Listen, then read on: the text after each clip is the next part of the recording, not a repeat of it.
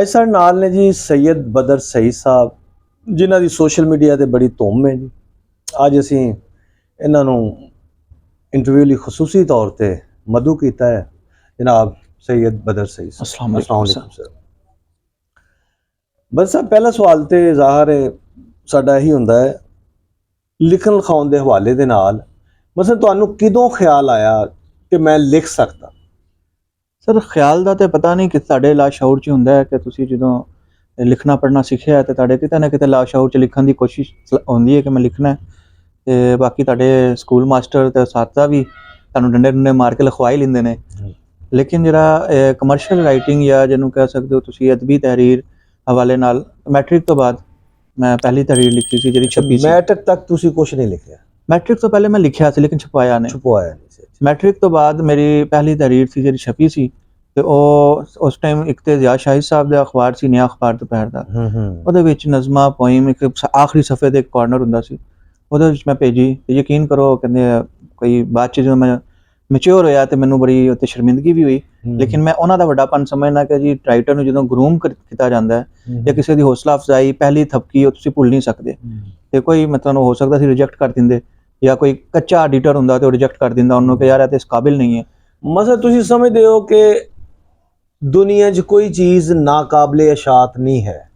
अगर अच्छा एडिटर तुहानू मिलदा वा ते तुहाडी नाकाबिले इशात चीज़ भी अच्छी करके पेश की जा सकती। बिल्कुल बिल्कुल ऐसे ही है। दूसरी मेरी जी ऐसी नज़म तहरीर जी नसर सी वो माहनामा चांद मैगजीन वो भी मैं पढ़िया तो ज़्यादा एक ही मसलन इस तरह का मैगजीन आया जिन्हें मतलब दुनिया फतह की ਉਹਦੇ ਵਿੱਚ ਇੱਕ ਸੰਦੇਸ਼ੇ ਸੀ, ਖਤ ਲਿਖੇ ਜਾਂਦੇ ਸੀ ਉਸ ਦੌਰ ਦੇ ਵਿੱਚ ਤੇ ਉਹ ਖਤ ਦੀ ਇੱਕ ਪੂਰਾ ਸਿਲਸਿਲਾ ਸੀ ਕਿ ਉਹ ਤੇ ਕਹਾਣੀ ਨਾਲੋਂ ਜ਼ਿਆਦਾ ਉਹਦਾ ਮਜ਼ਾ ਆਉਂਦਾ ਸੀ, ਮਜ਼ਾਹੀ ਅੰਦਾਜ਼ 'ਚ ਖਤ ਹੁੰਦੇ। ਅੱਛਾ, ਇਸ ਤੋਂ ਪਹਿਲਾਂ ਅਗਰ ਅਸੀਂ ਦੇਖਦੇ ਤੁਸੀਂ ਬੱਚਿਆਂ ਲਈ ਨਹੀਂ ਲਿਖਿਆ? ਬੱਚਿਆਂ ਲਈ ਮੈਂ ਬਾਅਦ 'ਚ ਲਿਖਿਆ। ਅੱਛਾ, ਮੈਂ ਪਹਿਲੇ ਚਾਂਦ ਵਾਸਤੇ ਲਿਖਿਆ। ਪਹਿਲੇ ਚਾਂਦ ਲਈ ਤੁਸੀਂ? ਚਾਂਦ 'ਚ ਸੰਦੇਸ਼ਾ ਸੀ ਤੇ ਪਹਿਲੇ 2-3-6 ਮਹੀਨੇ ਤੇ ਉਹ ਬਲਕਿ ਦੀ ਪਹਿਲੀ ਜਿਹੜੀ ਛਪਣ ਦੀ ਖੁਸ਼ੀ ਸੀ ਤੇ ਉਹਨੂੰ ਮੈਂ ਬਾਰ-ਬਾਰ ਖੋਲ ਕੇ ਦੇਖਦਾ ਸੀ ਕਿ ਯਾਰ ਮੇਰੀ ਤਹਿਰੀਰ ਛਪ ਗਈ ਹੈ। ਉਹ ਹਾਲਾਂਕਿ ਖਤ ਸੀ ਲੇਕਿਨ ਉਹ ਜਿਹੜੀ ਥਪਕੀ ਸੀ ਜਿਹੜੀ ਉਹਨਾਂ ਨੇ ਮੈਨੂੰ ਸ਼ਾਬਾਸ਼ ਇੱਕ ਤਰ੍ਹਾਂ ਦੀ ਦਿੱਤੀ ਜਾਂ ਹੌਸਲਾ ਅਫਜ਼ਾਈ ਕੀਤੀ ਤੇ ਫਿਰ ਚਾਂਦ 'ਚ ਮੈਂ ਬਹੁਤ ਲਿਖਿਆ। ਚਾਂਦ 'ਚ ਲਿਖਿਆ। ਚਾਂਦ 'ਚ ਜ਼ਿਆਦਾਤਰ ਤੁਸੀਂ ਸੰਦੇਸ਼ਿਆਂ ਤੱਕ ਹੀ ਰਿਹਾ ਜਾਂ ਵੱਡੀ ਤਹਿਰੀਰਾਂ ਵੀ ਹੈ? ਮੈਂ ਚਾਂਦ 'ਚ ਪਹਿਲੇ ਤੇ ਸੰਦੇਸ਼ਾ ਹੀ ਸੀ, ਉਸ ਤੋਂ ਬਾਅਦ ਮੈਂ ਆਪਣੇ ਵੱਲੋਂ ਬੜੀ ਵੱਡੀ ਤਹਿਰੀਰ ਲਿਖੀ ਤੇ ਜਦੋਂ ਛਪੀ ਤੇ ਮੈਨੂੰ ਪਤਾ ਲੱਗਾ ਜੀ ਇੰਨੇ ਅਲਫਾਜ਼ ਜਿਹੜੇ ਨੇ ਨਾ ਉਹ ਛੋਟੀ ਤਹਿਰੀਰ ਦੇ ਜ਼ਿਮਰੇ 'ਚ ਆਉਂਦੇ ਨੇ। ਜਿਹੜੇ ਚਾਂਦ ਨੇ ਮੁਖਤਲਿਫ ਖਾਲਿਦ ਬਿਨ ਹਾमिद ਸਾਹਿਬ ਮੈਂ ਉਹਨਾਂ ਨੂੰ ਉਸਤਾਦ ਆਪਣਾ ਮੰਨਣਾ, ਉਹ ਚਾਂਦ ਦੇ ਵਿੱਚ ਉਹਨਾਂ ਨੇ ਮੁਖਤਲਿਫ ਕੈਟਾਗਰੀ ਸੀ, ਸੰਦੇਸ਼ੇ ਤੋਂ ਬਾਅਦ ਇੱਕ ਛੋਟੀ ਤਹਿਰੀਰ ਵਾਲੀ ਕੈਟਾਗਰੀ, ਫਿਰ ਕਾਲਮ, ਫਿਰ ਇੱਕ ਲੰਬੀ ਤਹਿਰੀਰਾਂ, ਫਿਰ ਨਾਵਲ ਵੀ ਛਪਦੇ ਸੀ। ਤੇ ਉਹ ਮੇਰੀ ਜਿਹੜੀ ਛੋਟੀ ਤਹਿਰੀਰ ਦੀ ਕੈਟਾਗਰੀ ਸੀ ਜਿਹੜੀ ਕੋਈ 100-200-300 ਅਲਫਾਜ਼ ਵਾਲੀ ਚਾਂਦ ਨਗਰ ਉਹਦੇ ਅੰਦਰ ਛਪੀ ਤੇ ਮੈਨੂੰ ਅੰਦਾਜ਼ਾ ਹੋਇਆ ਕਿ ਨਹੀਂ ਇੰਨੀ ਤਹਿਰੀਰ ਤੇ ਚਾਂਦ ਨਗਰ ਵਾਸਤੇ ਹੁੰਦੀ ਹੈ। ਮੈਂ ਆਪਣੇ ਵੱਲੋਂ 4 ਸਫ਼ੇ ਪੜ੍ਹ ਕੇ ਭੇਜੇ ਸੀ ਤੇ ਬੜੇ ਵੱਡੀ ਰਾਈਟਿੰਗ ਲਿਖ ਕੇ ਜਿਸ ਤਰ੍ਹਾਂ ਪੇਪਰ 'ਚ ਤੁਸੀਂ ਸ਼ੀਟਾਂ ਲਾ ਲਓ ਤੇ ਸਵਾਲ ਵੱਡਾ ਹੋ ਜਾਂਦਾ ਤੇ ਉਸ ਤੋਂ ਬਾਅਦ ਫਿਰ ਮੈਂ ਚਾਂਦ 'ਚ ਬਕਾਇਦਾ ਮੇਰਾ ਸਿਲਸਿਲਾ ਵੀ ਸ਼ੁਰੂ ਹੋਇਆ, ਫਿਰ ਸਵਾਲ ਜਵਾਬ ਦਾ ਸਿਲਸਿਲਾ ਵੀ ਪਬਲਿਕ ਨਾਲ। ਫਿਰ ਅਫਸਾਨੇ ਵੀ ਲਿਖੇ ਤੁਸੀਂ ਕਿ ਨਹੀਂ? ਅਫਸਾਨੇ ਵੀ ਮੈਂ ਲਿਖੇ, ਕਹਾਣੀ ਲਿਖੀ, ਅਦਾਬਰਸ ਦੇ ਅੰਦਰ ਕਿੱਥੇ ਛਾਇਆ ਹੋਇਆ? ਅਦਾਬਰਸ ਦੇ ਅੰਦਰ ਵੀ ਛਾਇਆ ਹੋਏ, ਮਾਹਨਾਮਾ ਹਿਕਾਇਤ ਅਦਬੀ ਸੀ, ਸਪੁਤਨਿਕ ਸੇ ਰਸਾਲਾ ਸੀ ਉਹਦੇ ਅੰਦਰ। ਮਤਲਬ ਇੱਕ ਟਾਈਮ ਆਇਆ ਕਿ ਮੈਂ ਉਸ ਮਹੀਨੇ 20 ਮੈਗਜ਼ੀਨ ਮੇਰੇ ਕੋਲ ਸੀ ਤੇ 20ਵਾਂ ਦੇ ਵਿੱਚ ਮੇਰੀ ਅਲੱਗ-ਅਲੱਗ ਤਹਿਰੀਰ ਛਪੀ ਹੋਈ ਸੀ। ਇਹ ਵਕਤ ਵੀ ਸੀ ਮਤਲਬ ਇੱਕ ਜਨੂਨ ਸੀ, ਮੁਸਲਸਲ ਲਿਖਣਾ ਪ੍ਰੈਕਟਿਸ ਸੀ। ਚਾਂਦ 'ਚ ਤੁਸੀਂ ਜ਼ਿਆਦਾਤਰ ਕਲਮੀ ਨਾਮ ਤੋਂ ਵੀ ਲਿਖੇ?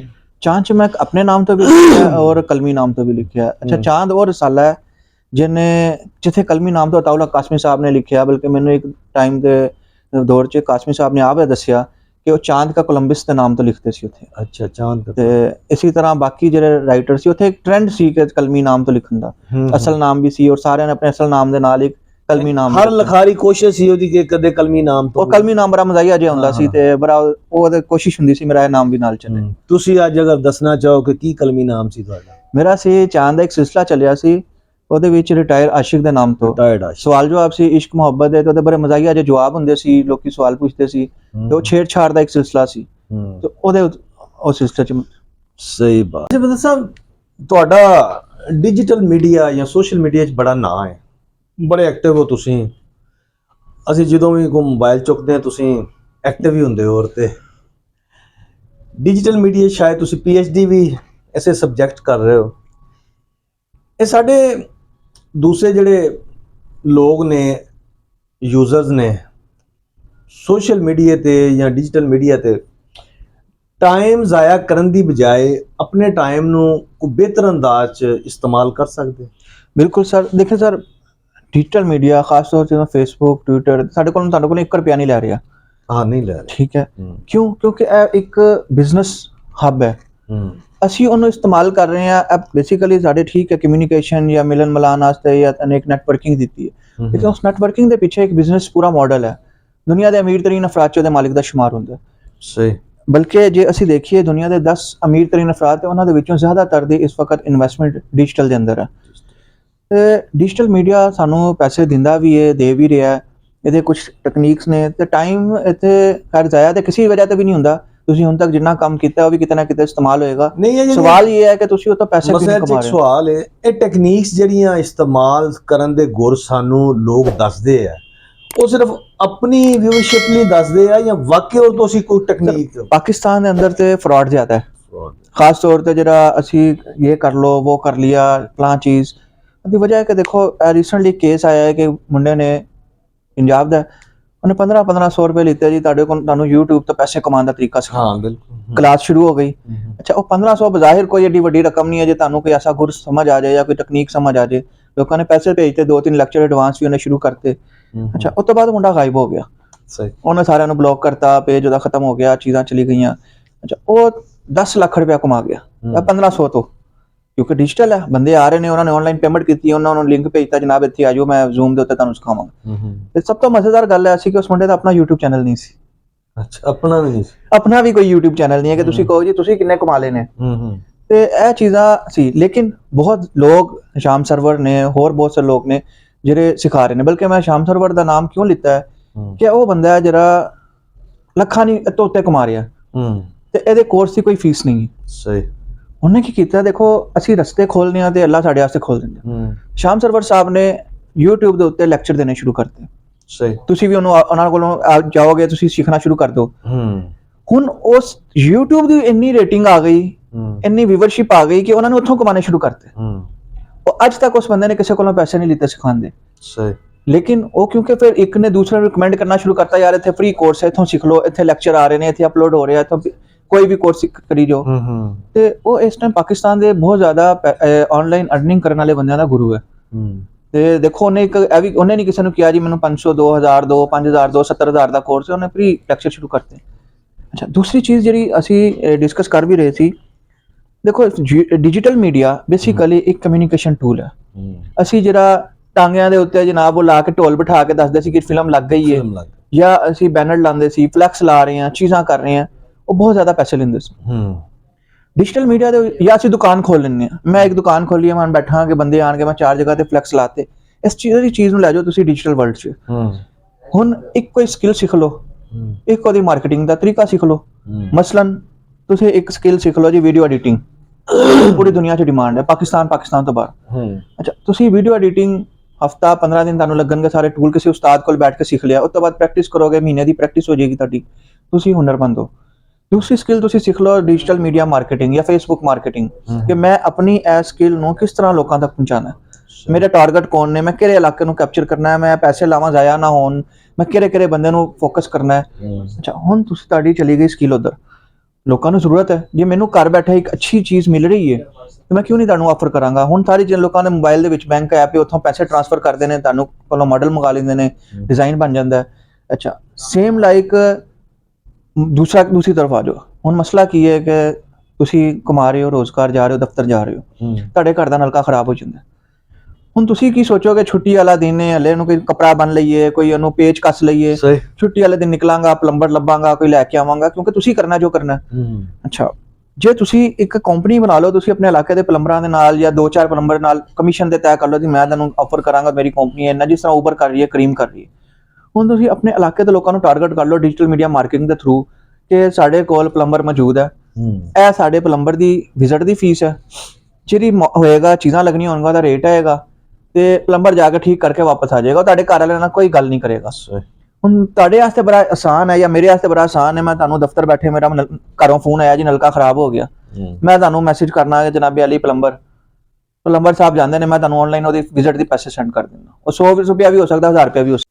ਅੱਛਾ ਤੁਸੀਂ ਬਹੁਤ ਸਾਰੇ ਅਦਾਰਿਆਂ 'ਚ ਨੌ ਉਮਰੀ 'ਚ ਹੀ ਕੰਮ ਕਰ ਲਿਆ, ਨਹੀਂ ਕਰਨਾ ਚਾਹੀਦਾ ਸੀ। ਨਹੀਂ ਕਰਨਾ ਚਾਹੀਦਾ। ਇਹ ਸਿਰਫ ਤੁਹਾਡਾ CV ਭਾਰੀ ਕਰਨ ਦੀ ਵਜ੍ਹਾ ਵਾ ਜਾਂ ਤੁਸੀਂ ਚਾਹੁੰਦੇ ਹੋ ਕਿ ਯਾਰ ਬਸ ਜਿੱਥੋਂ ਮੈਂ ਇੰਨਾ ਕੁ ਹਾਸਲ ਕਰਨਾ ਸੀ ਕਰ ਲਿਆ, ਹੁਣ ਕੋਈ ਦੇਖੋ ਅਗਲਾ ਖਾਲਿਦ ਸਾਹਿਬ ਇਹ ਨਾ ਇੱਕ ਸਫ਼ਰ ਮੁਸਲਸਲ ਹੈ ਜਿਹੜਾ ਖਤਮ ਨਹੀਂ ਹੁੰਦਾ। ਮੈਂ ਇਹ ਸਮਝਣਾ ਕਿ ਇੱਕ ਟਾਈਮ ਹੁੰਦਾ ਅਸੀਂ ਇਦਾਰੇ 'ਚ ਜਦੋਂ ਜਾਂਦੇ ਹਾਂ ਤੇ ਅਸੀਂ ਹਰ ਇਦਾਰੇ 'ਚ ਕੋਈ ਨਵੀਂ ਚੀਜ਼ ਸਿੱਖਣੀ ਹੈ, ਕੋਈ ਨਵੀਂ ਟੈਕਨੀਕ ਸਿੱਖਣੀ ਹੈ, ਕੋਈ ਟੈਕਨੋਲੋਜੀ ਆ ਜਾਂਦੀ ਹੈ, ਕਿਤੇ ਕੰਮ ਕਰਨ ਦਾ ਤਰੀਕਾ ਆ ਜਾਂਦਾ ਹੈ, ਕੋਈ ਪੁਰਾਣਾ ਤਰੀਕਾ, ਕੋਈ ਨਵਾਂ ਤਰੀਕਾ। ਤੇ 6 ਮਹੀਨੇ ਸਾਲ ਇਹ ਇੱਕ ਟਾਈਮ ਹੈ, ਜਦ ਤੋਂ ਬਾਅਦ ਤੁਸੀਂ ਉਸ ਇਦਾਰੇ ਤੋਂ ਕੋਈ ਨਵੀਂ ਚੀਜ਼ ਨਹੀਂ ਸਿੱਖ ਸਕਦੇ। ਤੁਸੀਂ ਇੱਕ ਪ੍ਰੈਕਟਿਸ ਦੇ ਅੰਦਰ ਆ ਜਾਂਦੇ ਹੋ, ਤੁਸੀਂ ਪਿਛਲੀ ਚੀਜ਼ਾਂ ਸਿੱਖ ਚੁੱਕੇ ਹੁੰਦੇ ਹੋ। ਜਾਂ ਤੁਹਾਨੂੰ ਉਸ ਇਦਾਰੇ ਦੇ ਅੰਦਰ ਆਪਣਾ ਸ਼ੋਭਾ ਬਦਲੋਗੇ ਤਾਂ ਤੁਹਾਨੂੰ ਕੋਈ ਨਵੀਂ ਟੈਕਨੀਕ ਆਏਗੀ, ਜਾਂ ਤੁਸੀਂ ਇਦਾਰਾ ਬਦਲੋਗੇ ਤਾਂ ਕੋਈ ਨਵੀਂ ਟੈਕਨੋਲੋਜੀ ਜਾਂ ਨਵਾਂ ਤਰੀਕਾ, ਨਵਾਂ ਉਸਤਾਦ, ਨਵਾਂ ਕੋਈ ਸੀਨੀਅਰ ਬੰਦੇ ਤੁਹਾਨੂੰ ਮਿਲ ਜਾਣਗੇ।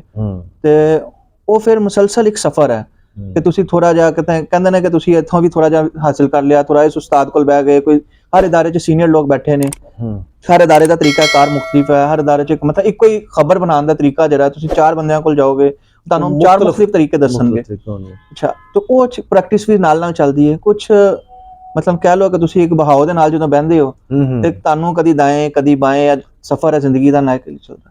ਸਹੀ ਯਾਨੀ ਕਿ ਸੀਵੀ ਦੇ ਵਿੱਚੋਂ ਤਾਂ ਕਈ ਵਾਰੀ ਕੱਢਤਾ ਜਾਂਦਾ ਹੈ ਕਿ ਜੀ ਜ਼ਿਆਦਾ ਵੀ ਚੀਜ਼ਾਂ ਹੋ ਜਾਂਦੀਆਂ, ਅਗਲੇ ਨੌਕਰੀ ਨਹੀਂ ਦਿੰਦੇ, ਓਵਰ ਕੁਆਲੀਫਿਕੇਸ਼ਨ ਹੋ ਗਈ। ਅੱਛਾ, ਤੁਸੀਂ ਮੈਂ ਮਹਿਸੂਸ ਕੀਤਾ ਕਿ ਚਾਂਦ 'ਚ ਤੁਸੀਂ ਬਾਅਦ 'ਚ ਆਏ, ਅਸੀਂ ਤੇ ਉਦੋਂ ਤੱਕ ਤਕਰੀਬਨ ਚਾਂਦ ਦੇ ਆਖਰੀ ਜੋ ਚਾਂਦ ਦੇ ਮਰਾਹਲ ਸਨ ਤੁਸੀਂ ਉਦੋਂ ਸ਼ਾਮਲ ਚਾਂਦ ਦੀ ਬਜ਼ੁਰਗੀ ਦੇ ਦੌਰ 'ਚ ਜਾਂ ਉਹਦੇ ਬੰਦ ਹੋਣ ਦੇ ਹਵਾਲੇ ਦੇ ਨਾਲ ਤੁਸੀਂ ਤਕਰੀਬਨ ਹਰ ਰਾਈਟਰ ਨੂੰ ਟੱਚ ਕੀਤਾ ਚਾਂਦ ਦੇ। ਇਹਦੀ ਕੀ ਕੋਈ ਖਸੂਸੀ ਵਜ੍ਹਾ ਸੀ? ਬਿਲਕੁਲ, ਦੇਖੋ ਮੈਂ ਇੱਕ ਨਵਾਂ ਲਿਖਾਰੀ ਸੀ, ਲਿਖਣਾ ਸਿੱਖ ਰਿਹਾ ਸੀ, ਇੱਕ ਪ੍ਰੈਕਟਿਸ ਸੀ। ਮੈਂ ਹਲੇ ਵੀ ਆਪਣੇ ਹਰ ਸੀਨੀਅਰ ਨੂੰ ਟੱਚ ਕਰਨ ਦੀ ਕੋਸ਼ਿਸ਼ ਕਰਨਾ, ਉਹਨੂੰ ਮਿਲਣ ਦੀ ਕੋਸ਼ਿਸ਼ ਕਰਨਾ। ਮਤਲਬ ਮੈਂ ਇੱਥੋਂ ਇਸਲਾਮਾਬਾਦ, ਕਰਾਚੀ ਤੱਕ ਮੈਂ ਗਿਆ, ਮੁਖਤਲਿਫ ਸ਼ਹਿਰਾਂ 'ਚ ਵੀ ਗਿਆ ਕਿ ਮੈਨੂੰ ਪਤਾ ਲੱਗਾ ਫਲਾਂ ਕੋਲ। ਮੈਂ ਡਿਜੀਟਲ ਦੀ ਤਕਨੀਕ ਸਿੱਖਣ ਵਾਸਤੇ ਕਰਾਚੀ ਕੰਪਨੀ ਕੋਲ ਗਿਆ। ਤੇ ਕਹਿਣ ਦਾ ਮਤਲਬ ਹੈ ਕਿ ਜਿਹੜੇ ਸੀਨੀਅਰ ਨੇ ਉਹਨਾਂ ਨੇ ਇੱਕ ਉਮਰ ਗੁਜ਼ਾਰੀ ਹੈ ਤੇ ਤਜਰਬੇ ਦਾ ਕੋਈ ਸ਼ਾਰਟਕਟ ਨਹੀਂ ਹੈ। ਅਸੀਂ ਇਹ ਨਹੀਂ ਕਹਿ ਸਕਦੇ ਕਿ ਤੁਸੀਂ ਜੇ 30 ਸਾਲ ਤੋਂ ਲਿਖ ਰਹੇ ਹੋ ਤੇ ਮੈਂ ਕੋਈ ਸ਼ਾਰਟ ਮੈਨੂੰ ਕੋਈ ਲਿਖ ਕੇ ਦੋਗੇ, ਮੈਂ ਉਹਨੂੰ ਗ੍ਰਾਈਂਡ ਕਰਾਂਗਾ, ਦੁੱਧ ਪਾਵਾਂਗਾ, ਮਿਲਕ ਸ਼ੇਕ ਬਣਾ ਕੇ ਪੀ ਲਾਂਗਾ ਤੇ ਮੈਨੂੰ ਆ ਜਾਏਗਾ। ਇਹ ਮੈਨੂੰ ਤੁਹਾਡੇ ਨਾਲ ਬਾਰ-ਬਾਰ ਮਿਲਾਂਗਾ ਤੇ ਫਿਰ ਹੀ ਮੈਨੂੰ ਪਤਾ ਲੱਗੇਗਾ ਕਿ ਅੱਛਾ ਜੀ ਇਹ ਟੈਕਨੀਕ ਕਿਸ ਤਰ੍ਹਾਂ ਸੀ, ਅੱਛਾ ਇਹ ਮਸਾਇਲ ਕਿਸ ਤਰ੍ਹਾਂ ਸੇ ਆ ਸਕਦੇ ਨੇ, ਇਹ ਉਲਝਣਾ ਨੇ ਅਦਬੀ, ਇਹ ਸਹਾਫਤੀ ਉਲਝਣਾ ਨੇ, ਇਹ ਖਿਆਲੀ ਜਿਹੜੀ ਪਰਵਾਜ਼ ਹੈ ਤਖਯੁਲ ਦੀ, ਉਹਦੇ ਨੂੰ ਕਿਸ ਤਰ੍ਹਾਂ ਮੈਨੇਜ ਕਰਨਾ ਹੈ। ਤੇ ਮੈਂ ਕੋਸ਼ਿਸ਼ ਕਰਨਾ ਕਿ ਆਪਣੇ ਸੀਨੀਅਰ ਨਾਲ ਮੁਲਾਕਾਤ ਵੀ ਹੋਏ, ਉਹਨਾਂ ਦਾ ਇਹਤਰਾਮ ਵੀ ਹੋਏ, ਉਹਨਾਂ ਕੋਲੋਂ ਸਿੱਖਣ ਦੀ ਵੀ ਕੋਸ਼ਿਸ਼ ਕਰਾਂ ਕਿ ਇਹ ਮੁਸਲਸਲ ਰਹੇਗਾ ਸਫ਼ਰ। ਅੱਛਾ, ਚਾਂਦ ਦੇ ਐਸੇ ਲਿਖਾਰੀ ਤੁਹਾਨੂੰ ਜਿਹੜੇ ਮੇਨ ਸਟ੍ਰੀਮ ਮੀਡੀਆ 'ਚ ਨਜ਼ਰ ਆਉਂਦੇ ਨੇ ਮਜ਼ਾਹ ਦੇ ਹਵਾਲੇ ਦੇ ਨਾਲ? ਬਹੁਤ ਜ਼ਿਆਦਾ ਨੇ। ਡਾਕਟਰ ਯੂਨਸ ਭੱਟ, ਹਾਫਿਜ਼ ਮੁਜ਼ੱਫਰ ਮੋਹਸਿਨ, ਉਸ ਤੋਂ ਬਾਅਦ ਸ਼ੌਕਤ ਅਲੀ ਮੁਜ਼ੱਫਰ, ਮਤਲਬ ਤੁਸੀਂ ਨਾਮ ਲਈ ਜੋ ਅਤਾਉਲ ਹਕ ਕਾਸਮੀ, ਅਮਜਦ ਇਸਲਾਮ ਅਮਜਦ ਚਾਂਦ ਦੇ ਵਿੱਚ ਲਿਖਦੇ ਰਹੇ ਨੇ।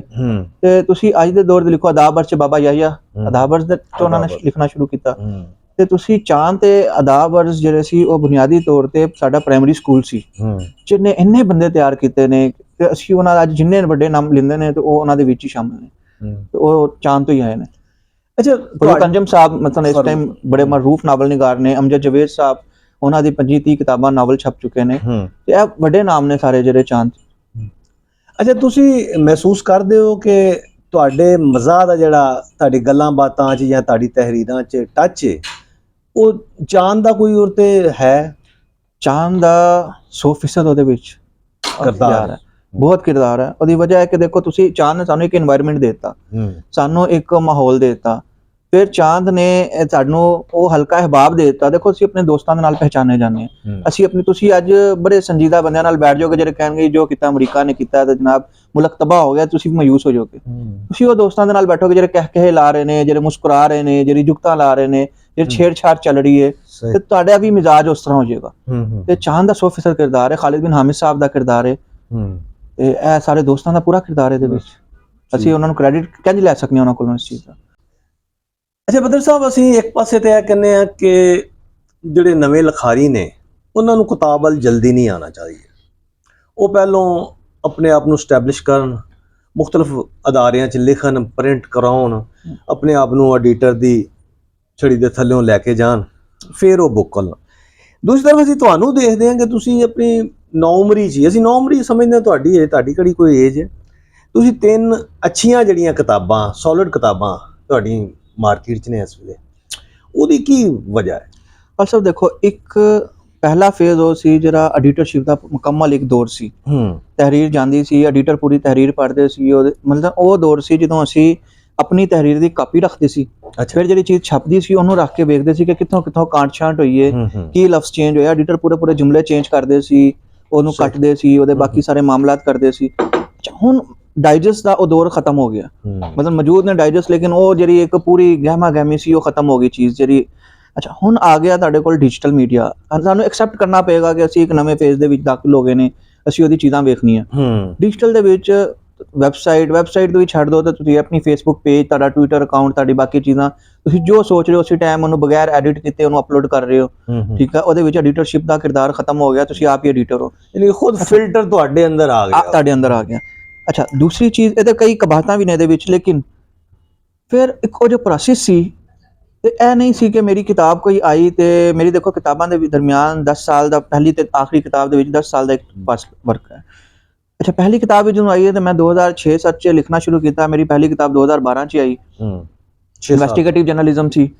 ਤੇ ਉਸ ਤੋਂ ਪਹਿਲੇ ਮੈਂ ਇਨਵੈਸਟੀਗੇਟਿਵ ਜਰਨਲਿਜ਼ਮ ਜਾਂ ਉਸ ਤਰ੍ਹਾਂ ਦੀ ਤਹਿਰੀਰਾਂ ਉਹਦੇ ਉੱਤੇ ਕੰਮ 3-4 ਸਾਲ ਕਰਦਾ ਰਿਹਾ ਸੀ। ਫਿਰ ਕਿਤਾਬ ਦਾ ਇੱਕ ਪ੍ਰੋਸੈਸ ਹੈ ਪੂਰਾ ਮੁਕੰਮਲ। ਉਹ ਦੌਰ ਸੀ ਜਦੋਂ ਕਿਤਾਬ ਕਿਸੇ ਦੀ ਛਪਦੀ ਸੀ, ਉਹਦੇ ਕਈ ਵਜੂਹਾਤ ਸੀ।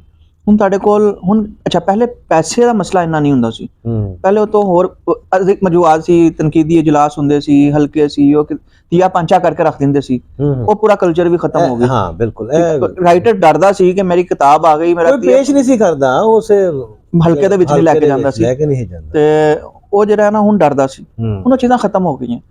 ਅੱਛਾ, ਹੁਣ ਕੁਝ ਕਿਤਾਬ ਵੀ ਕਨਵਰਟ ਹੋ ਗਈ ਡਿਜੀਟਲ ਦੇ ਅੰਦਰ। ਮਤਲਬ ਅਗਰ ਹੁਣ ਪਬਲਿਸ਼ ਘੱਟ ਹੋ ਰਹੀ ਹੈ ਤੇ ਈ ਬੁੱਕ ਜ਼ਿਆਦਾ ਆ ਰਹੀ ਹੈ। ਸਹੀ। ਤੇ ਦੂਸਰੀ ਚੀਜ਼ ਹੈ ਕਿ ਦੇਖੋ, ਮੈਂ ਇੱਕ ਕਿਤਾਬ ਲਿਖੀ, ਅੱਛਾ ਉਹ ਹਾਰਡ ਬੁੱਕ ਰਹੀ, ਵਿਕੀ ਵੀ, ਠੀਕ ਹੈ, ਉਹਦੇ ਐਡੀਸ਼ਨ ਵੀ ਖਤਮ ਹੋ ਗਏ ਤੇ ਕੰਮ ਤੇ ਉਹਦੇ ਪਿੱਛੇ ਕੀਤਾ ਗਿਆ। ਤੇ ਮੈਂ ਇਸ ਚੀਜ਼ ਦਾ ਤੇ ਮੈਂ ਵੀ ਹੱਕ 'ਚ ਨਹੀਂ ਹੈਗਾ ਕਿ ਅਸੀਂ ਕਿਤਾਬ ਲਿਖੀ, ਉਹਨੂੰ ਚੈੱਕ ਕਰਾਏ ਬਗੈਰ, ਉਹਨੂੰ ਪ੍ਰੋਸੈਸ ਤੋਂ ਗੁਜ਼ਾਰੇ ਬਗੈਰ, ਬਲਕਿ ਉਸਤਾਦ ਕਹਿੰਦੇ ਕਿਤਾਬ ਲਿਖ ਕੇ ਤੁਸੀਂ ਰੱਖ ਲਓ, 6 ਮਹੀਨੇ ਬਾਅਦ ਦੁਬਾਰਾ ਉਹਨੂੰ ਪੜ੍ਹੋ, ਉਹਨੂੰ ਕੱਟੋ, ਛਾਂਟ ਕਰੋ, ਇੱਕ ਤੁਸੀਂ ਮੁਤਮਈਨ ਹੋ ਗਏ, ਫਿਰ 6 ਮਹੀਨੇ ਬਾਅਦ, ਬਿਲਕੁਲ 6 ਮਹੀਨੇ ਚ ਆਖਰ ਤੁਹਾਡੇ ਅੰਦਰ ਵੀ ਤਾਂ ਤਬਦੀਲੀ ਆਏਗੀ ਨਾ। ਤੁਸੀਂ ਵੀ ਤਾਂ ਦੇਖੋਗੇ ਨਾ ਕਿ ਮੈਂ ਜੋ ਲਿਖਿਆ, ਐਸਾ ਨਹੀਂ ਹੈ ਕਿ ਮੇਰੀ ਜਿਹੜੀ ਪਹਿਲੀ ਕਿਤਾਬ ਆਈ ਉਹ 6 ਮਹੀਨੇ ਸਾਲ ਉਹਨੂੰ ਮੈਂ ਰੱਖਿਆ। ਅੱਛਾ, ਫਿਰ ਉਸੇ ਦੌਰ ਦੇ ਵਿੱਚ ਮੇਰੀ 3 ਕਿਤਾਬਾਂ ਸੀ, 2 ਨਹੀਂ ਮੈਂ ਅੱਜ ਤੱਕ ਨਹੀਂ ਛਪਾਈਆਂ।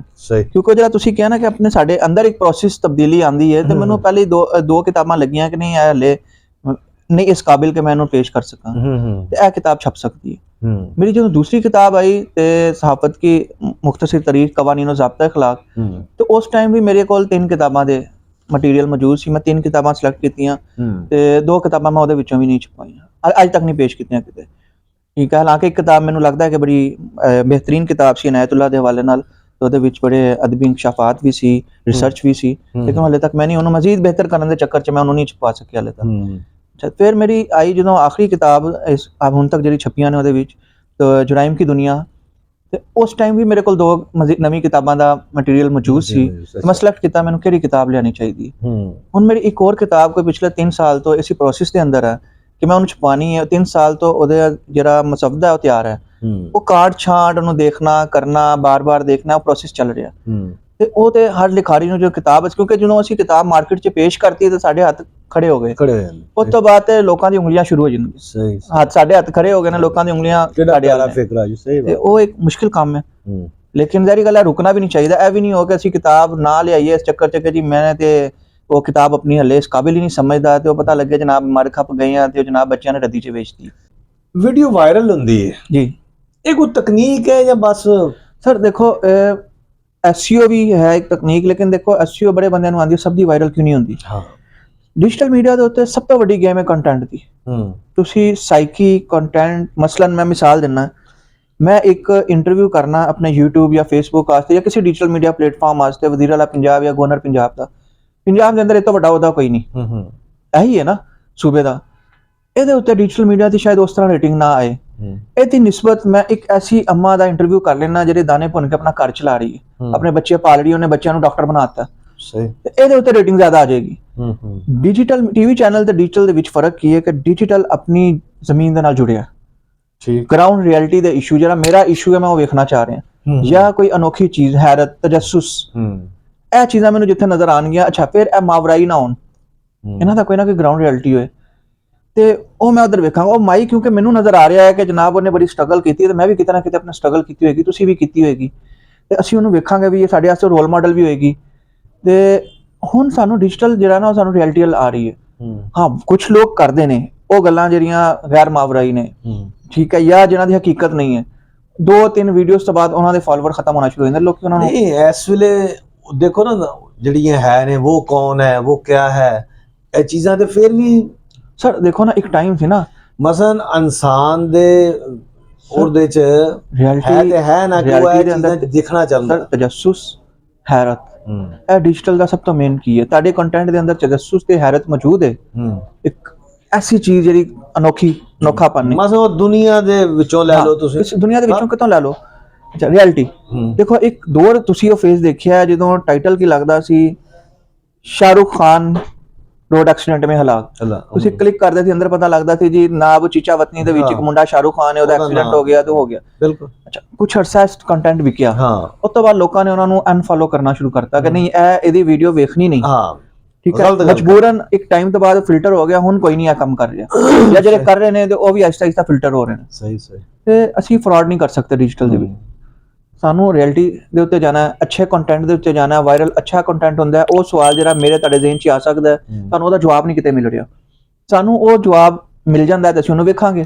ਹੁਣ ਉਹ ਦੇਖੋ ਨਾ ਕਿ ਉਸਤਾਦ ਕਮਰ ਚੂਹਿਆਂ ਵਾਲਾ ਜਿਹੜਾ, ਹਾਂਜੀ, ਹੁਣ ਉਹਦੀ ਐਸੀ ਵੀਡੀਓ ਵਾਇਰਲ ਹੋਈ ਕਿ ਉਹ ਗੱਡੀ ਉਹਨੇ ਲੈ ਲਈ, ਮੇਰਾ ਖਿਆਲ ਕੋਈ ਮਹੀਨੇ ਖੰਡ ਦੇ ਵਿੱਚ ਹੀ। ਸਰ ਮੈਂ ਤੁਹਾਨੂੰ ਇੱਕ ਹੋਰ ਗੱਲ ਦੱਸਦਾ, ਦੇਖੋ ਖਿਜ਼ਰ ਮਿਸਾਲ ਦੇ ਦਿੰਦਾ, ਲਈਆ ਦਾ ਮੁੰਡਾ, ਕੋਵਿਡ ਦੇ ਵਿੱਚ ਖਿਜ਼ਰ ਇੱਕ ਨਾਈ ਸੀ, ਇਹਦੀ ਨਾਈ ਦੀ ਦੁਕਾਨ ਸੀ। ਸਾਡੇ ਇੱਕ ਦੋ ਦੋਸਤ ਨੇ ਉਹ ਇੱਕ ਪੂਰਾ ਗਰੁੱਪ ਉਹ ਜਿਹੜਾ, ਅੱਛਾ ਉਹ ਪੂਰਾ, ਅੱਛਾ ਉਹ ਨਾਈ ਦੀ ਦੁਕਾਨ ਸੀ ਤੇ ਉਹਨਾਂ ਕੋਲ ਹਾਲਾਤ ਆ ਗਏ ਕਿ ਆਫਟਰ ਸ਼ੇਵਿੰਗ ਲੋਸ਼ਨ ਲੈਣ ਦੇ ਪੈਸੇ ਨਹੀਂ ਸੀ। ਕੋਵਿਡ ਦੇ ਵਿੱਚ ਕੋਈ ਵੀ ਨਹੀਂ ਜਾਂਦਾ ਸੀ, ਸਾਰੇ ਡਰਦੇ ਸੀ ਸ਼ੇਵ ਕਰਾਣੀ, ਕਾਰੋਬਾਰ ਤੇ ਉਹੀ ਸੀ। ਇਹਨਾਂ ਨੇ ਵੀਡੀਓ ਸ਼ੁਰੂ ਕਰਤੀ ਕੰਟੈਂਟ। ਅੱਛਾ ਅੱਜ ਖਿਜ਼ਰ ਮਤਲਬ ਉੱਥੇ ਉਹਨੇ ਮੁਰੱਬਿਆਂ 'ਚ ਜ਼ਮੀਨ ਵੀ ਲੈ ਲਈ, ਘਰ ਵੀ ਬਣਾ ਰਿਹਾ, ਇਸਲਾਮਾਬਾਦ ਫਲੈਟ ਲੈ ਲਿਆ, ਗੱਡੀ ਲੈ ਲਈ, 3-4 ਕਰੋੜ ਦੀ, ਪੈਸੇ ਆ ਗਏ ਤੇ ਡਿਜੀਟਲ ਪੈਸੇ ਤੇ ਦੇ ਰਿਹਾ। ਤੇ ਕੀ ਇਹ ਫਨ, ਉਹਨੇ ਫਨ ਕ੍ਰੀਏਟ ਕੀਤਾ, ਉਹਨੇ ਤੁਹਾਨੂੰ ਉਹ ਕੰਟੈਂਟ ਨਹੀਂ ਦਿੱਤਾ ਕੋਈ ਪੜ੍ਹਿਆ ਲਿਖਿਆ ਜਾਂ ਚੀਜ਼ਾਂ, ਲੇਕਿਨ ਉਹਨੇ ਮੁਆਸ਼ਰੇ 'ਚੋਂ ਚੀਜ਼ਾਂ ਕੱਢੀਆਂ, ਮੁਆਸ਼ਰੇ 'ਚੋਂ ਚੀਜ਼ਾਂ ਕੱਢੀਆਂ ਕਿ ਕੀ ਹੋ ਰਿਹਾ, ਸਹੀ, ਤੇ ਉਹਨੇ ਤੁਹਾਨੂੰ ਦੇ ਦਿੱਤਾ। ਤੇ ਡਿਜੀਟਲ ਪੈਸੇ ਤੇ ਦੇ ਰਿਹਾ। ਅੱਛਾ ਹੁਣ ਹਰ ਬੰਦਾ ਇੱਧਰ ਦੌੜ ਰਿਹਾ, ਮੈਜੋਰਿਟੀ ਲਾ ਲਓ, ਚਲੋ ਹਰ ਬੰਦਾ ਤੇ ਨਹੀਂ, ਐਡਵਰਟਾਈਜ਼ਿੰਗ ਹੋ ਰਹੀ ਹੈ, ਏਜੰਸੀਆਂ ਪੈਸੇ ਦੇ ਰਹੀਆਂ ਨੇ ਜਿਹੜੀਆਂ ਐਡਸਨ ਵਗੈਰਾ ਇਹ ਉਹ ਜਿੱਥੇ ਇਸ਼ਤਿਹਾਰ ਵਗੈਰਾ ਚੱਲਦੇ ਨੇ। ਕਿਤੇ ਇਹ ਤੇ ਨਹੀਂ ਮੁਸਤਕਬਲ ਦੇ ਵਿੱਚ ਕਿ ਹਰ ਚੀਜ਼ ਬਾਂਝ ਹੋ ਜਾਏਗੀ, ਖਤਮ ਹੋ ਜਾਏਗੀ, YouTube ਪੈਸੇ ਬੰਦ ਕਰ ਦੇਗਾ, ਐਡਸਨ ਪੈਸੇ ਬੰਦ ਕਰ ਦੇ, ਸੋਸ਼ਲ ਮੀਡੀਆ ਪੈਸੇ ਬੰਦ ਕਰ ਦੇ? ਨਹੀਂ, ਮੇਰਾ ਨਹੀਂ ਖਿਆਲ। ਉਹਦੀ ਵਜ੍ਹਾ ਹੈਗੀ ਹੈ ਕਿ YouTube ਤੁਹਾਨੂੰ ਪੈਸੇ ਦੇ ਰਿਹਾ ਐਡਵਰਟਾਈਜ਼ਿੰਗ ਦੇ। ਅਸੀਂ ਫਲੈਕਸ ਲਾਉਂਦੇ ਸੀ, ਅਸੀਂ ਕੰਪਨੀਆਂ ਨਾਲ ਰਾਬਤਾ ਕਰਦੇ ਸੀ, ਜਾਂ ਬਿਲਬੋਰਡ ਲਾਣਾ ਅਸੀਂ, ਉਹਦੇ ਅਸੀਂ ਤੁਹਾਨੂੰ ਪੇਮੈਂਟ ਕਰਾਂਗੇ, ਜਿਹਦੀ ਜਗ੍ਹਾ ਤੇ ਲੱਗੇਗਾ ਉਹਨੂੰ ਵੀ ਪੇਮੈਂਟ ਕਰਾਂਗੇ, ਕੰਪਨੀ ਕਰਦੀ ਸੀ, ਪੂਰੇ ਠੇਕੇ ਹੁੰਦੇ। ਇਹ ਸਾਰੀ ਚੀਜ਼ ਕਨਵਰਟ ਹੋ ਗਈ ਇੱਥੇ। ਅੱਛਾ ਇਹਦੇ ਵਿੱਚ ਕੀ ਹੈ ਕਿ YouTube ਤੁਹਾਨੂੰ ਜਾਂ Facebook ਤੁਹਾਨੂੰ ਉਸ ਚੀਜ਼ ਦੇ ਪੈਸੇ ਦੇ ਰਿਹਾ ਵੀਵਰਸ਼ਿਪ ਦੇ ਉੱਤੇ। ਇਹਦੇ ਵਿੱਚ ਇਹ ਨਹੀਂ ਹੋ ਸਕਦਾ ਕਿ ਤੁਸੀਂ 200 ਕਾਪੀ ਅਖਬਾਰ ਦੀ ਛਪਵਾਈ ਤੇ ਕੰਪਨੀ ਨੂੰ ਕਹਿਤਾ ਜੀ 70,000 ਕਾਪੀ ਛਪਦੀ ਹੈ। ਬਸ ਇਹਦੇ ਵਿੱਚ ਇਹ ਨਹੀਂ ਹੋ ਸਕਦਾ ਕਿ ਤੁਸੀਂ ਕਹਿ ਦਿਓ ਜੀ ਮੇਰਾ ਜੀ ਰੇਟਿੰਗ ਬਹੁਤ ਅੱਛੀ ਹੈ ਮੇਰੇ ਚੈਨਲ ਦੀ, ਤੇ ਉਹਦੇ ਕੋਲ ਕੋਈ ਤਰੀਕਾ ਕਾਰ ਨਹੀਂ ਸਵਾਇਆ 16-17 ਮੀਟਰ ਦੇ ਕੇ ਜਨਾਬੇ ਵਾਲੀ ਬਹੁਤ ਅੱਛੀ ਹੈ। ਇਹਦੇ ਅੰਦਰ ਤੇ ਜੋ ਹੋ ਰਿਹਾ ਤੁਹਾਨੂੰ ਨਜ਼ਰ ਆ ਰਿਹਾ, ਜੋ ਗਰਾਊਂਡ ਰਿਐਲਿਟੀ ਅਗਰ ਮਿਲੀਅਨਸ ਦੇ ਤੁਸੀਂ ਵਿੱਚ ਜੇ ਤੇ ਮਿਲੀਅਨਸ ਆ, ਉਹ ਜਿਹੜੀ ਚੀਜ਼ਾਂ ਤੁਹਾਨੂੰ ਨਜ਼ਰ ਆ ਰਹੀਆਂ, ਤੁਹਾਨੂੰ ਪੇਮੈਂਟ ਉਸ ਹਿਸਾਬ ਕਲਿੱਕ ਦੇ ਹਿਸਾਬ ਨਾਲ ਹੀ ਮਿਲ ਰਹੀ ਹੈ। ਜਿਹੜੀ ਵੀਡੀਓ ਮਿਲੀਅਨ 'ਚ ਜਾਏਗੀ ਉਹਦੀ ਮਿਲੀਅਨ ਦੇ ਹਿਸਾਬ ਨਾਲ ਆਏਗਾ ਐਡ ਦਾ, ਜਿਹੜਾ ਤੁਹਾਨੂੰ 100,000 2,000 ਹੈ ਉਹਦੇ ਮੁਤਾਬਿਕ ਹੈ। ਤੇ ਇੱਥੇ ਆ ਕੇ ਜਿਹੜਾ ਇਨਵੈਸਟਰ ਹੈ ਜਾਂ ਜਿਹੜੀ ਕੰਪਨੀ ਪ੍ਰੋਡਕਟ ਹੈ ਜਾਂ ਜਿਹੜੀ ਏਜੰਸੀਜ਼ ਹੈ ਜਿਹਨਾਂ ਨੇ ਇਸ਼ਤਿਹਾਰ ਦੇਣਾ, ਉਹ ਮੁਤਮਿਨ ਹੋ ਜਾਂਦੀਆਂ ਕਿ ਇੱਥੇ ਮਾਮਲਾ ਸਾਡੇ ਨਾਲ ਫਰਾਡ ਵਾਲਾ ਨਹੀਂ ਹੈ। ਦੂਸਰਾ, ਹਾਂ ਡੋਮੇਨ ਚੇਂਜ ਹੋ ਸਕਦੀ ਹੈ, ਉਹ ਹੋ ਵੀ ਰਹੀ ਹੈ। ਪਾਕਿਸਤਾਨ ਦੇ ਅੰਦਰ 4-5 ਡਿਜੀਟਲ ਦੇ ਪਲੇਟਫਾਰਮ ਨੇ ਜਿਹੜੇ ਕਰ ਰਹੇ ਨੇ, ਵੈਸੇ 40 ਤੋਂ ਉੱਤੇ ਡਿਜੀਟਲ ਦੇ ਪਲੇਟਫਾਰਮ ਨੇ ਦੁਨੀਆ ਦੇ ਅੰਦਰ। ਇਹ ਤੋਂ ਜ਼ਿਆਦਾ ਹੋਣਗੇ 40 ਤੇ, ਉਹਨੇ ਜਿਹੜੇ ਮਤਲਬ ਜਿਹਨਾਂ ਨੂੰ ਮੈਂ ਥੋੜਾ ਜਿਹਾ ਦੇਖਿਆ, ਜਿਹਨਾਂ ਤੇ ਮੈਂ ਥੋੜਾ ਜਿਹਾ ਕਲਿੱਕ ਕੀਤਾ ਜਾਂ ਕੰਮ ਕੀਤਾ ਜਾਂ ਦੇਖਿਆ ਉਹਨਾਂ ਨੂੰ, ਮੇਰੀ ਕਾਊਂਟਿੰਗ ਦੇ ਵਿੱਚ 40 ਪਲੇਟਫਾਰਮ ਨੇ। ਤੇ ਚੀਜ਼ਾਂ ਚੇਂਜ ਹੋਣਗੀਆਂ, ਤਰੀਕਾਕਾਰ ਚੇਂਜ ਹੋਏਗਾ, ਫੀਚਰ ਚੇਂਜ ਹੁੰਦੇ ਰਹਿਣਗੇ, ਨਵੀਂ ਤੋਂ ਨਵੀਂ ਚੀਜ਼ਾਂ ਆਉਂਦੀਆਂ ਰਹਿਣਗੀਆਂ, ਅਸੀਂ ਉੱਤੇ ਮੂਵ ਕਰਦੇ ਜਾਣਾ। ਅਸੀਂ ਅਖਬਾਰ ਦੇ ਪੰਫਲੇਟ ਜਾਂ ਬੱਸ ਦੇ ਵਿੱਚ ਪੰਫਲੇਟ ਸੁੱਟਣ ਤੋਂ ਲੈ ਕੇ YouTube ਦੇ ਉੱਤੇ ਐਡਸਨ ਇਸ਼ਤਿਹਾਰ ਤੱਕ ਪਹੁੰਚ ਗਏ ਹਾਂ। ਅਗਲਾ ਸਟੈਪ ਕੀ ਹੁੰਦਾ? ਦੁਨੀਆ ਤਰੱਕੀ ਕਰ ਰਹੀ ਹੈ ਤੇ ਚੀਜ਼ਾਂ ਆਉਣਗੀਆਂ ਸਾਹਮਣੇ। ਸਹੀ। ਅੱਛਾ ਤੁਸੀਂ ਦੇਖਦੇ ਹੋ ਕਿ ਇਸ ਵੇਲੇ ਜਿਹੜੇ ਪਬਲਿਸ਼ਰਸ ਨੇ ਉਹ ਕਿਤਾਬ ਨਹੀਂ ਛਾਪਣਾ ਚਾਹ ਰਹੇ। ਅਸੀਂ ਵੀ ਉਹਨਾਂ ਦੇ ਕੋਲ ਜਾਂਦੇ ਹਾਂ ਤਾਂ ਪਤਾ ਲੱਗਦਾ ਜੀ ਕਿ 2-3 ਟਾਈਪ ਦੀਆਂ ਕਿਤਾਬਾਂ ਜਿਹੜੀਆਂ ਨੇ ਉਹ ਹੀ ਚੱਲ ਰਹੀਆਂ ਨੇ। ਕੋਈ ਅਫਸਾਨਾ ਵਾ ਤੇ ਉਹਦੀ ਕਿਤਾਬ ਛਪ ਜਾਂਦੀ, ਜਾਂ ਨਾਵਲ ਨੇ ਤੇ ਉਹਦੀ ਕਿਤਾਬ ਛਪ ਜਾਂਦੀ। ਉਹ ਨਾ ਨਵੇਂ ਲਿਖਾਰੀ ਨੂੰ ਹੱਥ ਪਾਉਂਦੇ ਨੇ। ਤੇ ਇਸ ਤਰ੍ਹਾਂ ਕਿਤਾਬ ਮਤਲਬ ਨਵਾਂ ਲਿਖਾਰੀ ਹੁਣ ਜਿਹੜਾ ਪੈਸੇ ਵਾਲਾ ਉਹ ਜਾ ਕੇ ਖੁਦ ਛਪਵਾ ਰਿਹਾ। ਮੈਂ ਅਰਜ਼ ਕਰਨਾ ਦੇਖੋ ਸਰ, ਪਹਿਲਾ ਜਿਹੜਾ ਪਬਲਿਸ਼ਰ ਸੀ ਨਾ, ਉਹ ਆਪ ਵੀ ਬਹੁਤ ਵੱਡਾ ਅਦੀਬ ਸੀ, ਚਾਹੇ ਉਹਦੀ ਇੱਕ ਕਿਤਾਬ ਨਹੀਂ ਆਈ ਹੁੰਦੀ ਸੀ, ਸਹੀ, ਉਹ ਕਿਤਾਬਾਂ ਪੜ੍ਹਦਾ ਸੀ, ਉਹ ਮੁਸੱਦੇ ਪੜ੍ਹਦਾ ਸੀ, ਉਹ ਰਾਈਟਰਾਂ ਨੂੰ ਮਿਲਦਾ ਸੀ, ਉਹ ਬੈਠਕਾਂ 'ਚ ਬਹਿੰਦਾ ਸੀ, ਉਹਦੇ ਆਪਣੇ ਦਫ਼ਤਰ ਬੈਠਕਾਂ ਲੱਗਦੀਆਂ ਸੀ, ਸ਼ਾਇਰ ਆ ਰਿਹਾ, ਅਦੀਬ ਆ ਰਿਹਾ, ਤੁਸੀਂ ਆਪਣਾ ਮੈਗਜ਼ੀਨ ਕੱਢ ਰਿਹਾ, ਨਹੀਂ ਕੱਢ ਰਿਹਾ ਦੀ ਕਿਤਾਬ 'ਚ। ਅੱਛਾ, ਉਹ ਪੂਰਾ ਇੱਕ ਐਡੀਟਰ ਸੀ ਜਿਹੜਾ ਫਿਲਟਰ ਕਰਕੇ ਉਹਨੂੰ ਪਤਾ ਹੁੰਦਾ ਸੀ ਇਹ ਕਿਤਾਬ ਹੈ, ਇਸ ਮਿਜ਼ਾਜ ਦੇ ਲੋਕਾਂ ਦੀ ਇਹ ਛਪ ਜਾਏਗੀ, ਉਹ ਉਹਦੇ ਉੱਤੇ ਇਨਵੈਸਟ ਕਰਦਾ ਸੀ, ਰਾਇਲਟੀ ਵੀ ਦਿੰਦਾ ਸੀ। ਹੁਣ ਸਾਡੇ ਜ਼ਿਆਦਾਤਰ ਪਬਲਿਸ਼ਰ ਜਿਹੜੇ ਨੇ ਉਹ ਕਮਰਸ਼ੀਅਲ ਨੇ। ਸਹੀ, ਉਹਨਾਂ ਦੀ ਅੱਛਾ, ਉਹਨਾਂ ਦਾ ਕਸੂਰ ਨਹੀਂ। ਦੇਖੋ, ਤੁਸੀਂ ਕੋਈ ਵੀ ਬਿਜ਼ਨਸ ਕਰੋਗੇ, ਤੁਸੀਂ ਜਮਾ ਤਫਰੀਕ ਵੇਖੋਗੇ, ਤੁਸੀਂ ਘੱਟ ਰਿਸਕ ਲਓਗੇ, ਤੁਸੀਂ ਕਹੋਗੇ ਜੀ ਮੈਂ 2 ਲੱਖ ਰੁਪਇਆ ਜੇ ਲਾਤਾ ਹੈ ਤੇ ਇਹ ਕਮ ਸੇ ਕਮ 2.5 ਤੇ ਹੋਏ, ਤੇ ਜੇ ਇਹ 2 ਲੱਖ ਲਾ ਕੇ ਮੈਨੂੰ ਇਹ 20,000 ਮਿਲਣਾ ਹੈ ਤੇ ਮੈਂ ਕਿਉਂ ਲਾਵਾਂ। ਸਹੀ, ਅੱਛਾ, ਇੱਕ ਚੀਜ਼ ਹੈ। ਦੂਸਰਾ ਨੁਕਸਾਨ ਇਹ ਹੋਇਆ ਕਿ ਕਮਰਸ਼ੀਅਲ ਪਬਲਿਸ਼ਰ ਦਾ ਸਾਨੂੰ ਨੁਕਸਾਨ ਇਹ ਹੋਇਆ, ਤੁਸੀਂ ਕੁਝ ਵੀ ਲਿਖ ਦੋ, ਤੁਸੀਂ ਉਹਨੂੰ ਜਾ ਕੇ ਕਹੋ ਮੇਰੇ ਕੋਲ 2 ਲੱਖ ਰੁਪਇਆ, ਮੈਂ ਇਹ ਛਪਾਉਣੀ ਹੈ ਕਿਤਾਬ, ਸਹੀ, ਤੇ ਉਹਨੂੰ ਕਿਸੇ ਫਿਲਟਰ ਦੇ ਵਿੱਚ ਨਹੀਂ ਲੈ ਕੇ ਜਾਣਾ। ਉਹਨੇ ਤੁਹਾਡੇ ਕੋਲੋਂ ਪੈਸੇ ਲੈਣੇ ਨੇ, ਕਿਤਾਬ ਛਾਪਣੇ ਨੂੰ ਕਹਿਣਾ ਜੀ ਮੈਂ ਤੁਹਾਨੂੰ 100 200 300 ਜਾਂ 1000 ਕਾਪੀਆਂ ਛਾਪ ਕੇ ਦੇ ਦਾਂਗਾ, ਤੁਸੀਂ ਉਹਨੂੰ ਆਪਣੇ ਹਲਕਾ ਅਹਿਬਾਬ ਨੂੰ ਤਕਸੀਮ ਕਰ ਦੇਣਾ। ਅੱਛਾ, ਇਸ ਕਲਚਰ ਨੇ ਅਸਲ ਅਦੀਬ ਰਾਈਟਰ ਨੂੰ ਨੁਕਸਾਨ ਪਹੁੰਚਾਇਆ, ਕਿਉਂਕਿ ਕੁਝ ਪਬਲਿਸ਼ਰ ਤੇ ਆ ਗਏ ਜਿਹੜੇ ਕਿਤਾਬ ਖੋਲ ਕੇ ਇਹ ਵੀ ਨਹੀਂ ਵੇਖਣਗੇ ਕਿ ਜਨਾਬ KM ਖਾਲਿਦ ਸਾਹਿਬ ਨੇ ਲਿਖਿਆ ਕੀ ਹੈ। ਉਹ ਕਹਿੰਦੇ ਖਾਲਿਦ ਸਾਹਿਬ ਤੁਸੀਂ ਪੈਸੇ ਲਾ ਦਿਓ, ਅਸੀਂ ਛਾਪ ਉਹ ਉਸ ਸਾਈਡ ਤੇ ਨਹੀਂ ਜਾ ਰਹੇ ਕਿ ਇਹ ਕਿਤਾਬ ਵਿਕ ਵੀ ਸਕਦੀ ਹੈ ਕਿ ਨਹੀਂ ਵਿਕ ਸਕਦੀ। ਜੇ ਖਾਲਿਦ ਸਾਹਿਬ ਪੈਸੇ ਨਹੀਂ ਲਾਉਂਦੇ, ਇਹਨਾਂ ਨੇ ਕੰਟਰੀਬਿਊਸ਼ਨ ਇਹਨਾਂ ਦਾ, ਇਹਨਾਂ ਦੀ ਕਿਤਾਬ ਕਿੰਨੀ ਕੁ ਵਿਕੇਗੀ, ਉਹ ਇਸ ਐਨਾਲਿਸਿਸ ਵੱਲ ਜਾ ਹੀ ਨਹੀਂ ਰਹੇ।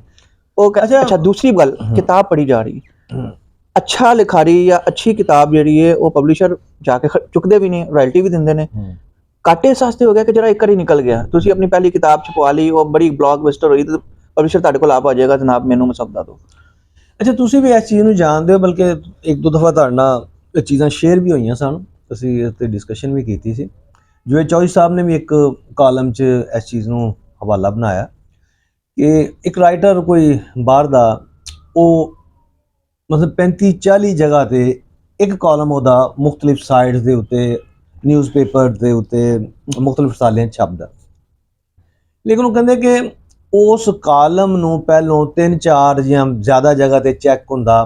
ਇੱਕ ਜਗ੍ਹਾ 'ਤੇ ਉਹਦੀ ਚੀਜ਼ ਚੈੱਕ ਹੁੰਦੀ ਹੈ ਕਿ ਉਹਦੀ ਆਪਣਾ ਪ੍ਰੂਫ ਰੀਡਿੰਗ ਵਗੈਰਾ ਇਹ ਉਹ, ਫਿਰ ਉਹਨੂੰ ਸਮਾਜੀ ਹਵਾਲਿਆਂ ਦੇ ਨਾਲ, ਨਫਸਿਆਤੀ ਹਵਾਲਿਆਂ ਦੇ ਨਾਲ, ਮੁਖਤਲਿਫ ਹਵਾਲਿਆਂ ਦੇ ਨਾਲ ਉਹਨੂੰ ਪਰਖਿਆ ਜਾਂਦਾ। ਮੁਖਤਲਿਫ ਲੋਕ ਬਹਿੰਦੇ ਆ, ਮੁਖਤਲਿਫ, ਉਹ ਜ਼ਾਹਰ ਆ ਕਿ ਉਹ ਵੀ ਪੇਡ ਲੋਕ ਹੋਣਗੇ ਜਿਨ੍ਹਾਂ ਨੇ, ਫਿਰ ਉਸ ਕਾਲਮ ਨੂੰ ਛਪਣ ਦੀ ਇਜਾਜ਼ਤ ਮਿਲਦੀ ਹੈ, ਤੇ ਫਿਰ ਉਹ ਪਜ਼ੀਰਾਈ ਇਸ ਹੱਦ ਤੱਕ ਹੈ ਕਿ ਉਹ 35-40 ਸਾਈਡ ਦੇ ਉੱਤੇ, ਜਗ੍ਹਾ ਦੇ ਉੱਤੇ ਛਪਦਾ। ਤੇ ਕਿਆ ਉਹੀ ਜਿਹੜੀ ਅਸੀਂ ਗੱਲ ਕਰ ਰਹੇ ਹਾਂ ਕਿ ਇੱਕ ਬੁੱਕ ਜਦੋਂ ਛਪਣ ਲਈ ਜਾਂਦੀ ਹੈ ਤੇ ਇੱਕ ਪਬਲਿਸ਼ਰ ਦਾ ਵੀ ਤਾਂ ਇਹ ਫਰਜ਼ ਹੈ ਨਾ ਕਿ ਉਹ, ਸਰ ਦੇਖੋ, ਉਹ ਜਿਹੜਾ 45 ਜਗ੍ਹਾ ਤੇ ਵੀ ਫ੍ਰੀ ਨਹੀਂ ਛਪ ਰਿਹਾ ਹੁੰਦਾ, ਉਹ 45 ਜਗ੍ਹਾ ਤੋਂ, ਬਲਕਿ 45 ਨਹੀਂ ਹੈ, 100 ਤੋਂ ਜ਼ਿਆਦਾ ਹੈ। ਅੱਛਾ, ਉਹ ਉਹਨੂੰ ਪੇ ਕਰਦੇ ਨੇ। ਦੂਸਰਾ, ਉਹਨਾਂ ਦੀ ਸਾਈਟ ਤੇ ਸਬਸਕ੍ਰਿਪਸ਼ਨ ਹੁੰਦੀ ਹੈ ਕਿ ਤੁਸੀਂ ਇਸ ਕਾਲਮ ਨਿਗਾਰ ਦਾ ਕਾਲਮ ਪੜ੍ਹਨਾ ਹੈ ਤੇ ਇੰਨੇ ਪੈਸਿਆਂ ਦੀ ਸਬਸਕ੍ਰਿਪਸ਼ਨ ਲੈਣੀ ਪਏਗੀ।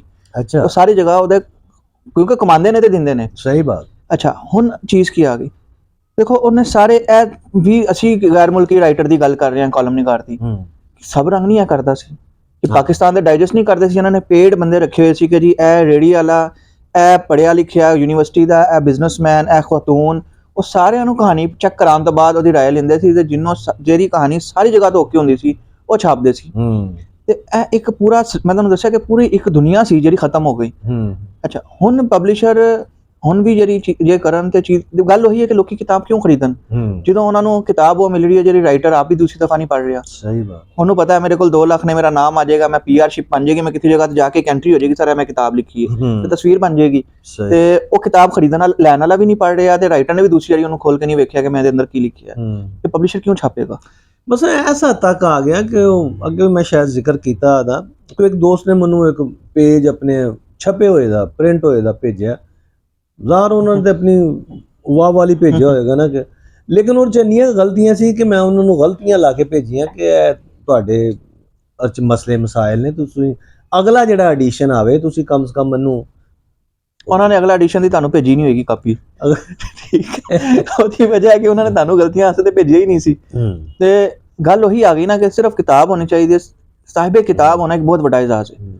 ਉਹ ਇਜਾਜ਼ ਨੂੰ ਲੈਣ ਵਾਸਤੇ ਜਦੋਂ ਅਸੀਂ ਪੈਰਾਸ਼ੂਟਰ ਲੋਕ ਆ ਗਏ ਕਿ ਜਿਹਦੇ ਕੋਲ ਪੈਸਾ, ਅਦੀਬ ਕੋਲ ਕਿੱਥੇ ਪੈਸਾ ਹੁੰਦਾ ਸੀ, ਸ਼ਾਇਰ ਕੋਲ ਕਿੱਥੇ ਪੈਸਾ ਸੀ, ਠੀਕ ਹੈ, ਤੁਸੀਂ ਜਿੰਨੇ ਵੱਡੇ ਨਾਮ ਪੜੋ, ਹਬੀਬ ਜਾਲਿਬ ਕੋਲ ਕਿਹੜੀ ਉਹਨੇ ਕੁਰਸੀਆਂ ਬਣਾ ਲਈਆਂ ਸੀ, ਜਾਂ ਬਾਕੀ ਉਸਤਾਦ ਦਾਮਨ ਦਾ ਗੱਲ ਕਰ ਲਓ ਤੇ ਉਹ ਮਤਲਬ ਇੱਕ ਕਮਰੇ ਦਾ ਅੱਜ ਵੀ ਉੱਥੇ ਉਹ ਤਾਰੀਖੀ ਯਾਦਗਾਰ ਕਮਰਾ ਬਣਿਆ ਹੋਇਆ ਅੰਦਰੂਨ 'ਚ ਜਿੱਥੇ ਉਹ ਬਹਿੰਦੇ ਸੀ। ਤੇ ਜੈਨੂਅਨ ਜਿਹੜਾ ਲਿਖਾਰੀ ਹੈ ਉਹਦੇ ਕੋਲ ਕਿੱਥੋਂ ਪੈਸਾ ਆਣਾ ਸੀ। ਉਹਨੂੰ ਜਦੋਂ ਪੈਰਾਸ਼ੂਟਰ ਆ ਗਏ ਤੇ ਲਿਖਾਰੀ ਸਾਈਡ ਤੇ ਹੋ ਗਿਆ ਤੇ ਫਿਰ ਮਾਰਕੀਟ ਆ ਗਈ ਸਾਰੀ ਇਸ ਚੀਜ਼ ਦੀ। ਇੱਕ ਨਾਵਲ ਸ਼ੁਰੂ ਕੀਤਾ ਸੀ ਕਿਸੇ ਦੇ ਨਾਲ, ਹਾਂਜੀ ਉਹ ਨਾਵਲ ਤੁਹਾਡਾ ਅਜੇ ਤੱਕ ਆਇਆ ਨਹੀਂ ਕੋਈ? ਸਰ ਉਹ ਨਾਵਲ ਸ਼ੁਰੂ ਕੀਤਾ ਸੀ ਕ੍ਰਿਸ਼ਨਾ ਕੌਸ਼ਲ ਸਰਦਾਰ ਤੇ ਮੈਂ। ਸਾਡਾ ਬੇਸਿਕਲੀ ਇਹ ਸੀ ਕਿ ਪਹਿਲੇ ਦੋ ਲੋਕ ਇਸ ਤਰ੍ਹਾਂ ਦਾ ਨਾਵਲ ਲਿਖਣ ਜਿਹਦੀ ਇਹ ਨਹੀਂ ਹੈ ਕਿ ਜੀ ਪਹਿਲਾ ਪੋਰਸ਼ਨ ਉਹਨੇ ਲਿਖਤਾ ਦੂਸਰਾ ਉਹਨੇ, ਜਿਹਦੇ ਹਰ ਦੂਸਰੀ ਤੀਸਰੀ ਲਾਈਨ ਦੇ ਵਿੱਚ ਚੀਜ਼ਾਂ ਚੱਲ ਰਹੀਆਂ ਹੋਣ। ਤੇ ਉਹ ਅਸੀਂ ਆਨਲਾਈਨ ਕਮਿਊਨੀਕੇਸ਼ਨ ਦੇ ਨਾਲ ਕੀਤਾ। ਅਸੀਂ ਗਰੁੱਪ ਬਣਾਇਆ, ਉਹਦੇ ਅੰਦਰ ਮੈਂ ਲਿਖ ਰਿਹਾ, ਉਹਦੇ ਅੰਦਰ ਉਹ ਲਿਖ ਰਹੀ, ਡਾਇਲੌਗ ਲਿਖ ਰਹੀ ਨੇ, ਮੈਂ ਲਿਖ ਰਿਹਾ, ਕੁੜੀ ਦੇ ਡਾਇਲੌਗ ਉਹ ਲਿਖ ਰਹੀ ਹੈ, ਮੁੰਡੇ ਦੇ ਮੈਂ ਲਿਖ ਰਿਹਾ।